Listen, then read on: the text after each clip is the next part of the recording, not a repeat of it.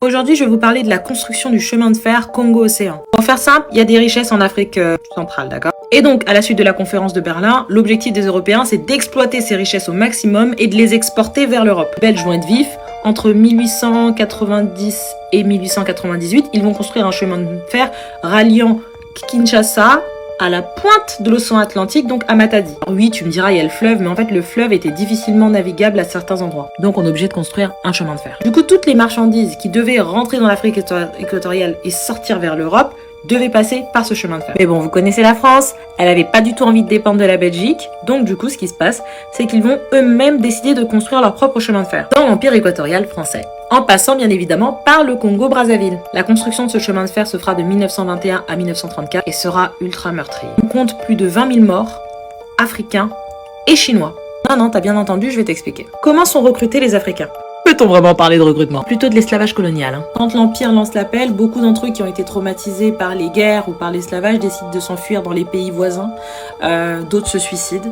Du coup, les Français font des rafles dans les villages et attrapent les Africains, du coup les Congolais, au lasso, comme des bêtes. Il faut savoir qu'à l'époque, les indigènes devaient payer un impôt pour pouvoir vivre chez eux. Donc, pour payer cet impôt, on ne leur donnait pas d'argent, mais on les exploitait dans tous les projets de l'Empire. Ce qui fait qu'en fait, pour le chemin de fer, ils n'avaient pas le choix, ils devaient y aller. Sinon, certains étaient exécutés. Quand on voyait des déserteurs, ils étaient exécutés. Du coup, entre 1925 et 1928, le taux de décès, il est juste énorme. Et les désertions, n'en parlons même pas. Pour ne pas manquer de main-d'œuvre, les Français vont faire appel aux autres peuples de l'Empire. Tchad, Ubangui-Chari, Cameroun. Mais ça ne changera rien au taux de mortalité qui ne fera qu'accroître.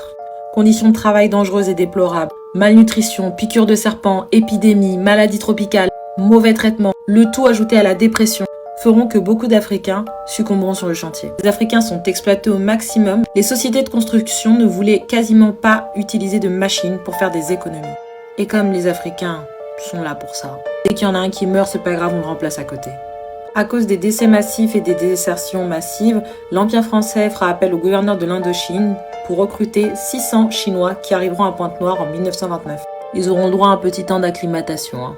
Parmi les 600, il y en a 400 qui vont retourner en Chine à cause de rébellions. Et sur les 200 qui vont rester, il y en a qui vont mourir sur le chantier. Et il n'y en a que 3 à la fin du chantier qui décideront de rester au Congo-Brazzaville. D'ailleurs, il y a un cimetière chinois au Congo-Brazzaville, où justement il y aura les anciens ouvriers. Des activistes et des écrivains français vont dénoncer cela. Mais peu importe, le chemin de fer sera terminé en 1934. C'est une grande œuvre coloniale française qui vient d'aboutir.